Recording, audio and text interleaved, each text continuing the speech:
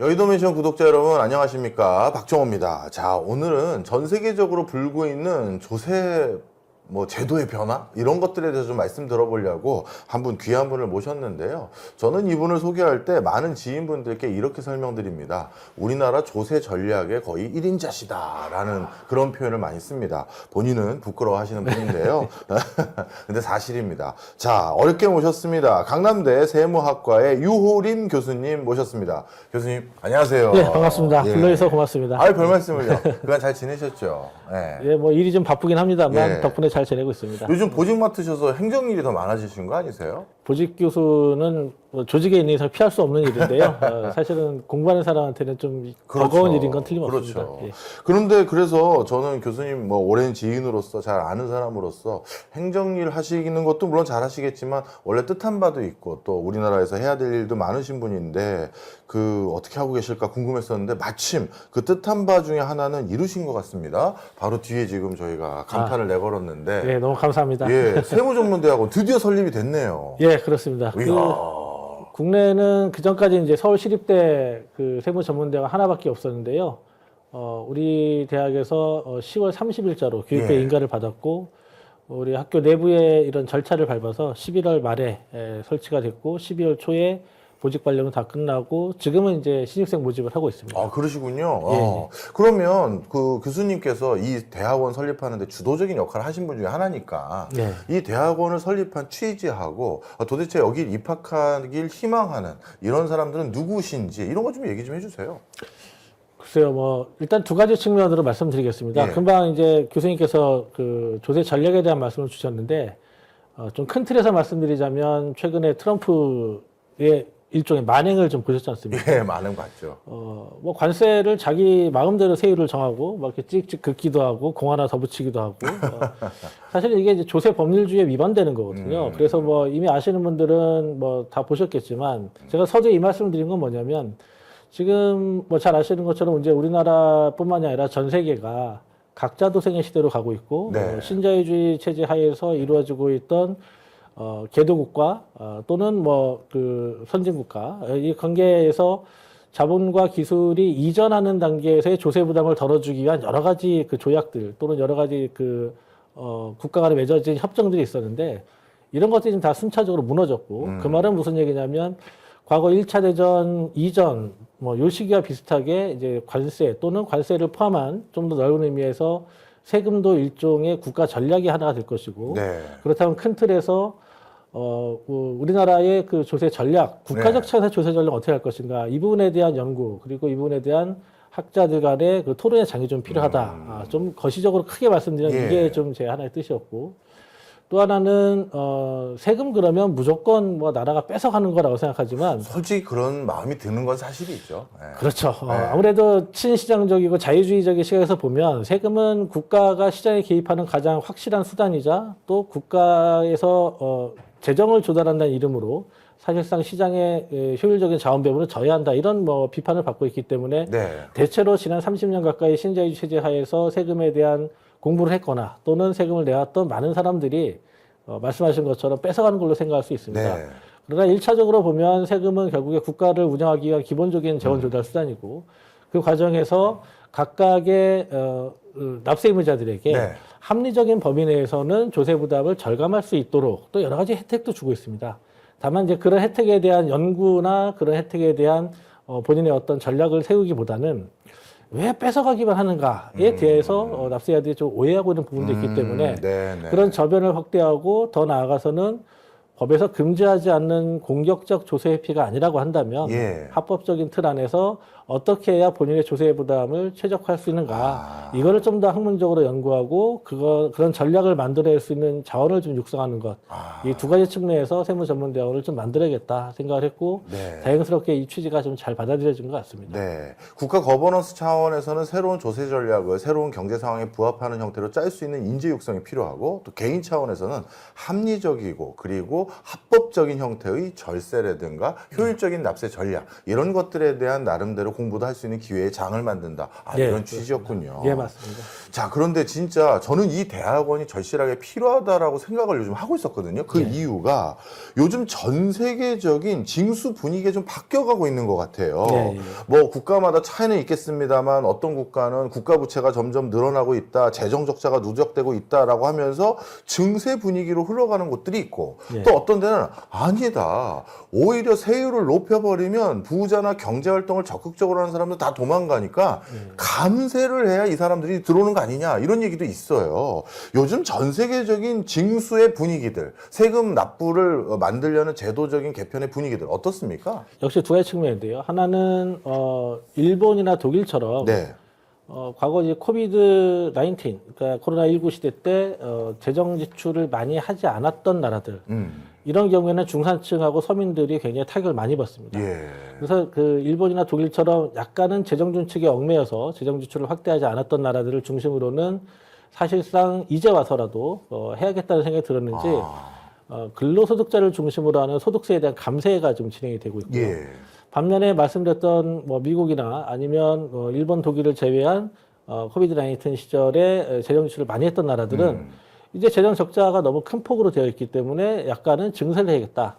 다만 이제 그 증세의 대상이나 방법이 역시 두 가지로 나뉘는데 첫 번째 증세 방법은 아무래도 자본소득자들이 이 코비드 19 이후에 유동성이 늘어나면서 그거에 대해서 소득을 많이 받기 때문에 그렇죠. 이런 자본소득에 대한 과세를 강화한다라는 측면이 하나 있고요. 그런 나라들이 대표적인 게 이제 미국이 좀 그런 방향을 예. 좀 보고 있고, 그리고 우리나라도 사실은 뭐 재정 지출을 많이 했다라고 하지만 사실 뭐 약간 중립적인 뭐 위치에 있는데 우리나라의 경우에는 자본소득자들에 대한 조세 부담을 조금 더 늘리기보다는 아마 정치적인 판단이겠죠. 네. 법인세를 중심으로 해서 사실 법인세도 큰 틀에서는 자본소득입니다만 법인세를 중심으로 해서 증세를 하는 이런 분위기. 요컨대 정리해서 딱 말씀드리자면 코비드 19 때 재정 지출을 많이 했던 나라들의 경우에는 이제는 재정 적자를 상쇄해야 되기 때문에 약간의 증세 분위기를 가고 있고 예. 일본, 독일처럼 당시에 재정 준칙에 얽매여서 재정 지출을 확대하지 못했던 나라는 중산층과 서민들에 대한 감세 분위기로 가고 있다. 이렇게 정리해서 말씀드릴 수 있겠습니다. 네. 자, 자연스럽게 우리나라도 중간에 얘기를 주셨지만 자세히 여쭤보지 않을 수가 없는 상황인 게요.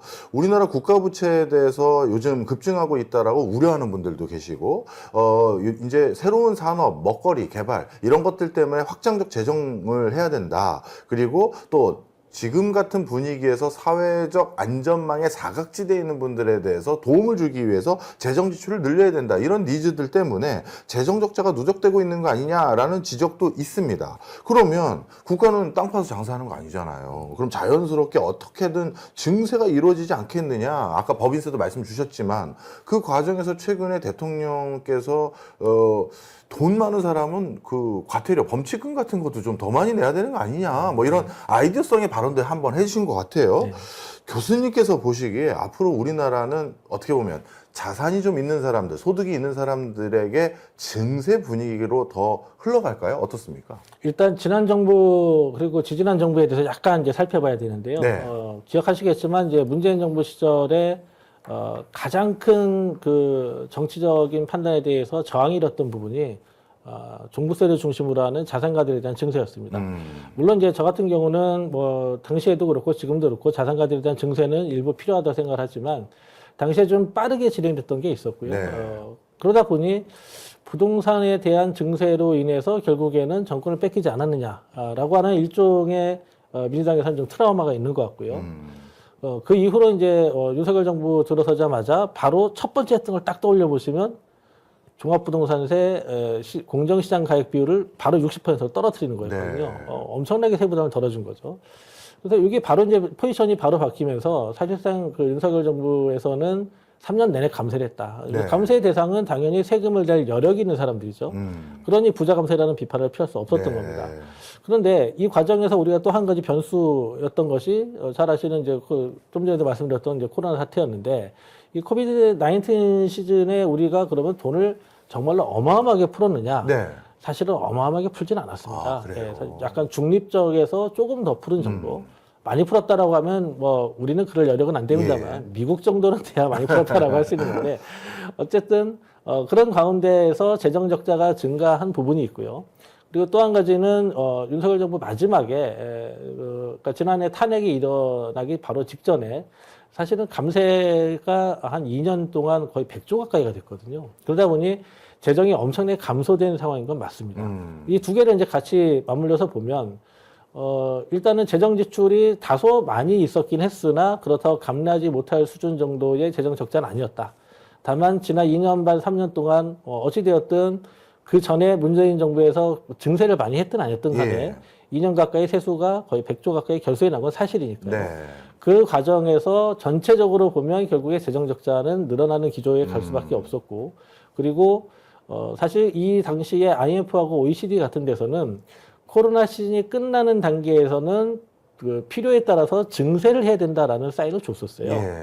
근데 그 증세를 해야 되는 시기가 사실은 윤석열 정부 때였죠. 예. 근데 그 시기에 오히려 감세를 함으로 인해서 세수를 보존할 수 있고 재정 적자를 약간 만회할 수 있었던 시기를 좀 놓치지 않았나. 이게 제가 첫 번째 하는 진단이고요. 예. 두 번째 말씀드리고 싶은 거는 그래서 지금 결국에 증세를 해야 된다라고 네. 한다면 민주당 정부에서 다시 또 자산가나 고소득자에 대한 증세를 지난 문재인 정부 때처럼 또 한다. 이거에 대해서 말씀드렸던 것처럼 트라우마가 아주 강하게 있는 것 같습니다. 네. 그래서 아마도 증세를 직접적으로 거론하거나 직접적으로 증세 조치를 바로 취하기보다는 네. 일단은 경기 회복에 집중을 하자. 경기 회복에 집중해서 경기가 회복된다라고 하는 건 소득이 증가하는 거고 자산 가치가 상승하는 거지 않습니까? 네.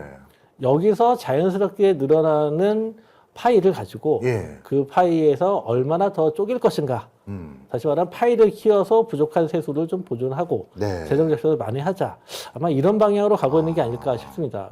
왜냐하면 법인세를 1% 세율, 명목세를 올렸다라고 하는데 사실 명목세율은 그렇게 중요하지 않습니다. 그렇죠. 전에 제가 교수님과 좀 오랫동안 얘기했었던 우리나라 기업들이 해외에 투자하면서 그렇죠. 해외 배당 소득이 쌓여 있는 것을 국내로 가져오면 예. 거기에 대해서 사실상 법인세를 안 내기 때문에 예. 이런 구조가 고착화되어 있는 상황이라는 점을 고려를 하면 실제로 해외에서 매출이 늘어나고 해외 투자가 늘었다라고 한다고 해서 우리가 세율을 24에서 25로 올렸다. 세수가 늘어날 거냐. 그렇게 보여지는 않는다는 거죠. 그렇죠. 그렇기 아주 때문에 좀 막말로 중립적이다. 이렇게 보는 이익을 해외로 보내가지고 거기서 배당받는 형태로 가져오면 세금 안 내는 거니까. 안 냅니다. 예. 예. 그러니까 사실은 우리 대기업들이나 우리 이제 해외에서 이제 매출을 많이 하는 회사들의 경우에는 이게 법이 허용하고 있는 거지 않습니까? 예. 그렇다면 이 방법을 통해서 얼마든지 앞서 말씀드렸던 조세 전략을 세울 수도 있는 것이고, 네. 다만 여기서 조금 주의해야 되는 거는 최근에 뭐 저 SK온이나 이렇게 실명돼도 괜찮습니다. 그럼요. 예. 그리고 뭐 우리 뭐 삼성전자라든지 또 미국의 생산 기지를 건설했던 여러 기업들이 사실은 그 나라에서 준다는 IRA 법안에 따른 혜택이라든지 그리고 뭐 조세 우대라든지 이런 걸 보고 들어갔고 네. 거기서 직접 생산을 하고 매출을 하면 일단 기본적으로 운송비는 절감되기 때문에 예. 야 이건 남는 장사다. 그리고 거기에서 얻어진 이윤을 세후 이윤을 국내로 배당으로 가져왔을 때 법인세도 안 내니 네. 이거 참 좋은 거다 하고 많이 나갔지 않습니까? 예. 근데 최근에 좀 전에 말씀드렸던 여러 우리 대기업들이 미국의 정책 변화에 따라서 오히려 지금 공장을 포드에 매각했다라고 하던가요. 뭐 이런 일이 벌어지고 있다는 점. 그래서 반드시 해외 투자를 조세적인 측면, 뭐 전략적인 측면에서만 볼 것이 아니라 예.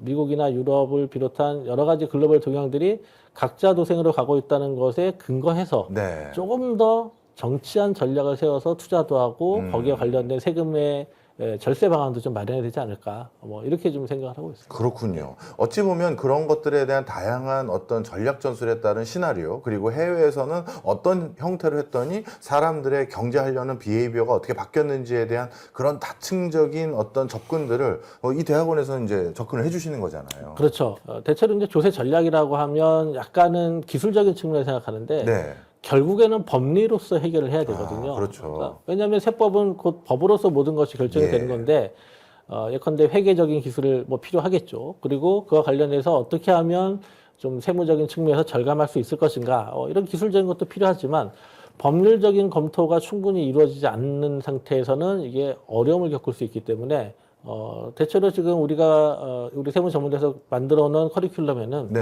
법학 과목들이 굉장히 많이 들어가 있습니다. 아. 특히 투자 관련된 것들 그리고 예. 소송에 관련된 것들 그리고 심지어는 자본시장과 관련된 법률도 굉장히 많이 넣어놨거든요. 예. 이유는 그런 법상 문제가 되지 않는 전략을 만들어야 되고 나아가서는 글로벌 관계에서도 이게 문제가 되지 않아야 되기 때문에 네. 어떤 일차적으로 어떻게 하면 돈을 좀 적게 계산해낼까라는 것보다는 예. 그거를 어떻게 법에 저촉되지 않도록 합리적인 비이크를 만들고 예. 그와 관련된 스트래티지를 짤 것인가. 예. 이쪽으로 많이 접근하고 있다. 네. 약간 어찌 보면 조세 법학에 좀 가까운 쪽으로 우리가 커리큘럼을 만들었다라고 네. 말씀드릴 수 있겠습니다. 사실 저는 교수님을 개인적으로 아는 사람으로서 교수님이 예전에 금융권에 재직하고 계실 때도 정말 회장님들이 뭉칫돈 들고 와서 이것 좀 전략 좀 짜달라라고 하신 적도 있는데, 그럼 잘못하면 또 오해받으실 수 있을까봐 추가 질문 드리면, 이 세무전문대학원 이런 데는 세금 납부해야 될 고민들을 많이 하는 나름대로 견실한 자산가들, 이런 지긋하신 이런 분들만 오시는 게 아니잖아요. 아닙니다. 그렇죠. 그거 좀 설명 좀 해주세요.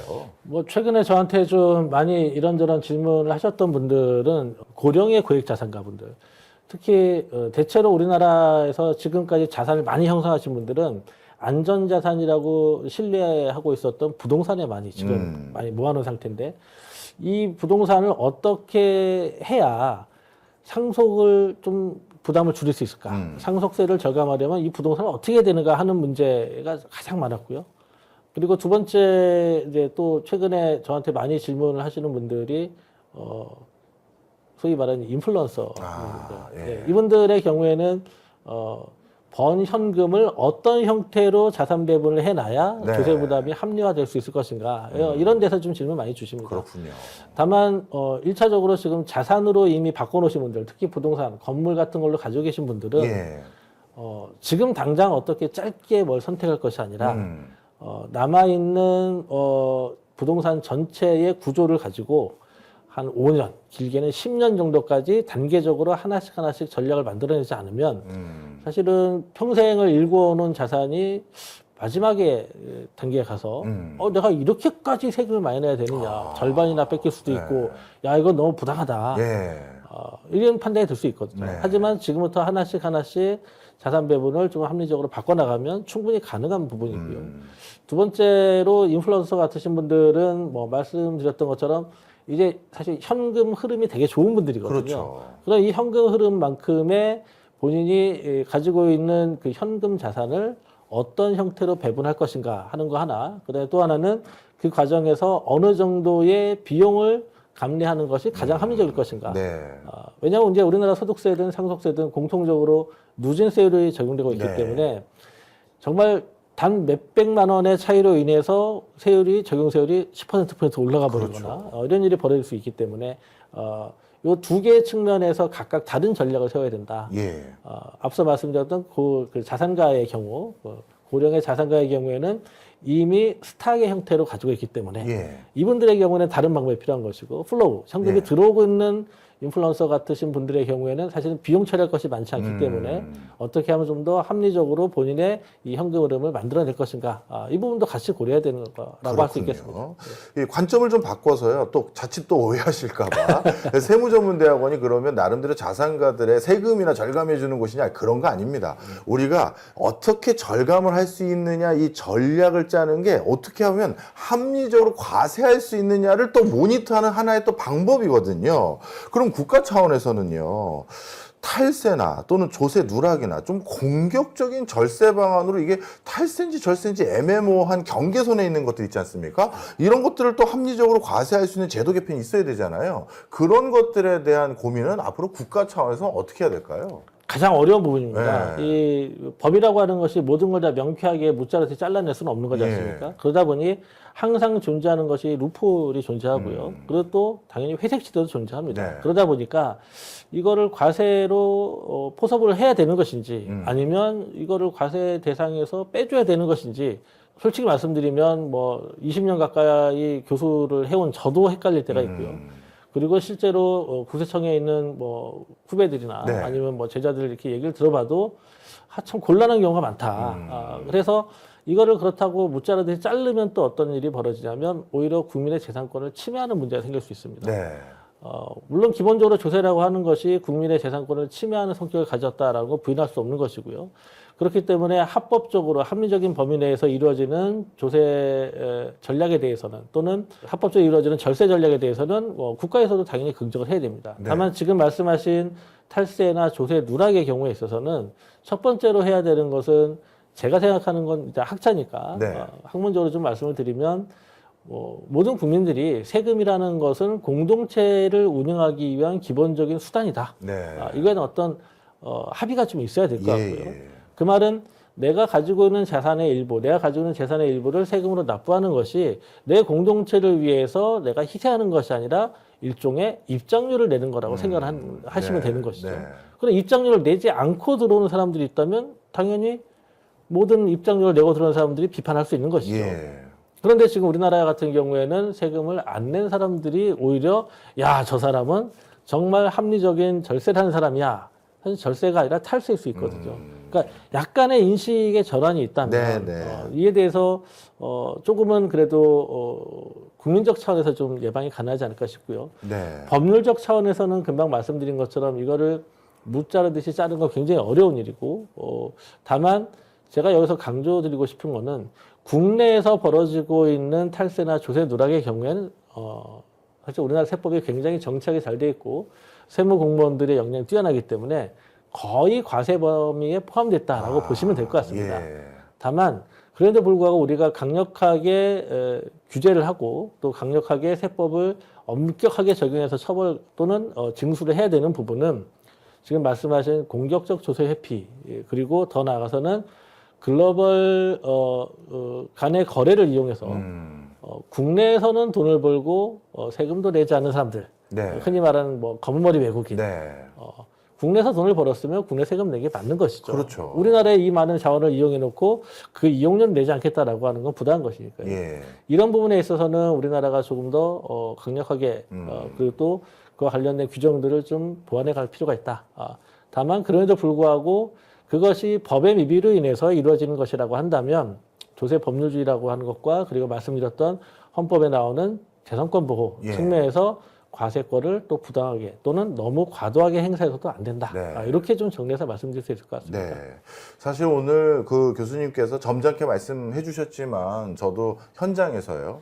국내에도 법인이 있고 해외에도 법인이 있는데 이게 계열사들이란 말이에요. 근데 국내에서 해외 법인에 이 내가 만든 물건을 얼마에 납품하는지에 따라 이익이 국내 법인에 더 많아질 수도 있고 네. 해외 법인에 더 많아질 수 있는데 이 해외 법인의 이익을 쟁여놓고 그렇게 했었을 땐 역에다 보니 우리 과세 당국에서부터 관찰과 모니터 이런 데서 피할 수 있는 여지가 더 높아지다 보니까 요즘 역외를 이용한 탈세 또는 조세 누락 이런 것들이 너무나도 많이 전개되고 있는 모습을 저한테 많이 알려주셨습니다. 그래서 사실 꼭 무슨 합리적인 절세나 합리적인 형태의 과세 이런 걸 하기 위해서 우리 세법을 또는 세무를 전문적으로 좀 배우겠다라는 분도 관심을 두시면 좋겠지만 이런 거 좀 막아봐야 될 것 같은데, 저도 공무원으로서 특정 분야에 이제 전문성을 좀 배양하고 싶은데, 그런 분들은 정말 우리 교수님 통해서 우리가 이제 사각지대로 놓여져 있는 역에 관련한 경제 활동에 대해서 어떻게 처리해야 될지, 그런 것들에 대한 아이디어를 좀 많이 얻어가셨으면 좋겠어요. 저는 우리 벌써 한 연초였던 걸로 기억나는데, 모 그룹사의 총수가 세법 바뀐 걸로 인해서 얼마의 세금을 세이브했는지 말씀해 주신 걸 제가 그때 듣고 예. 야 이렇게 금액이 커요 하고 진짜 깜짝 놀란 적이 있었거든요. 사실 이제 그거는 좀 전에 말씀드렸던 그 루프홀이나 회색 그 지대를 이용한 약간은 공격적인 그러나 그렇다고 해서 그걸 탈세라고 보기에는 좀 애매한 그렇죠. 지대에 있는 건데 더 나아가서는 얼마 전에 이제 저에게 전화로 이제 여러 기자님들이 물어보셨는데 요즘 이제 문제가 되고는 땡팡이라고 해야 될까요? 예. 아니 한국에서 그만한 돈을 벌면서 한국에서는 그 사람을 세금을 내게 할 수 없느냐? 근데 왠지 저한테는 세금을 내도록 하는 방법을 얘기해줘라고 하고 싶은데 일단 우리나라 세법상 그 땡팡을 운영하시는 분이 국내에서 아무리 돈을 많이 번다라고 할지라도 네.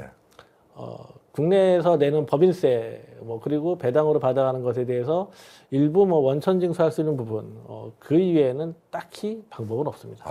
그러니까 이런 것들에 안타까워요. 대해서 사실은 이제 글로벌 차원에서 학자들끼리 연구가 많이 되고 있거든요. 예. 지금은 이제 뭐 고정사업장 소재지가 어디냐, 거주지국이 어디냐, 뭐 이런 걸 따져가지고 거주지국 과세원칙, 뭐 고정사업장 과세원칙 이렇게 하고 있는데, 사실 그 이외에도 학자들이 논의하고 있는 것 중에 하나가 실질 지배지주의라는 것도 있습니다. 예. 그러니까 어디에서 실질적인 지배력이 행사되고 있는가, 이 기종으로 살펴보면 또 가능할 수도 있지만, 이건 글로벌 스탠다드가 아니라 학자들 간의 논의가 이루어지는 네. 것이고, 그러다 보니 아쉽게도 뭐 지금 국민적 감정이 뭐 굉장히 나쁜 걸로 알고 있습니다만, 네네. 뭐 세법상으로 어떻게 할 수 있는 방법은 없고요. 더군다나 세법이 어떤 특정한 범죄 행위를 뭐 혼내주기 위해서 존재하는 게 그건 아니라 그렇죠. 국내에서 벌어들인 이익이 있고 국내에서 우리의 세금으로 이루어진 어떤 SOC를 사용했다라고 하면 그에 대한 대가로서 이제 지불하는 것이 세금이기 예. 때문에 그게 명확하게 국내에서 그 거주자로서 살고 있고 국내에서 그런 것들을 장기간 활용했고 그로 인해서 소득을 얻었다라는 것이 명확히 드러나지 않으면 네. 사실은 아쉽게도 또는 뭐 법률상으로는 당연하게도 과세 범위에서는 벗어나 있다. 이렇게 말씀드릴 수 있겠습니다. 알겠습니다. 사실 방금 말씀 주셨듯이 쿠팡 사례라든가 아니면 기타 여러 가지 사례들을 통해서 이미 우리가 기존에 가지고 있었던 조세 체제, 조세 제도 말고 이제 좀 수정 보완을 해야 될 수 있는 해야만 하는 경제 상황이 많이 전개되는 것 같습니다. 그런 시대적 부합성에 부합하기 위해 세워진 대학원이니까요. 계속 많은 역할 좀 부탁드립니다. 네, 알겠습니다. 그리고 간간히 좀 뭐 홍보하실 거나 알릴 거 있으시면 저희 여의도 멘션에도 많이 나와주시고요. 아유, 근데 첫 출연을 이렇게 너무 훌륭하게 만들어 주셔서 한편으로 아닙니다. 기쁘기도 하고 부담스럽기도 합니다. 아닙니다. 저야 뭐 네. 잘 아는 분이라서 이런 일 하시니까 어디 알릴 데도 없을 것 같아서 제가 높아심에 먼저 좀 나와주십시오 했는데 여러분들 하여튼 중요한 우리 공동체를 유지하는 그런 방법들을 알려주는 학교다, 학과다, 대학원이다 이렇게 생각해 주셨으면 좋겠습니다. 그럼 교수님 금가 또 좋은 데서 뵙고요. 예. 오늘 여기서 인사드리겠습니다. 예, 아유 바쁘신데 감사합니다. 고맙습니다. 예.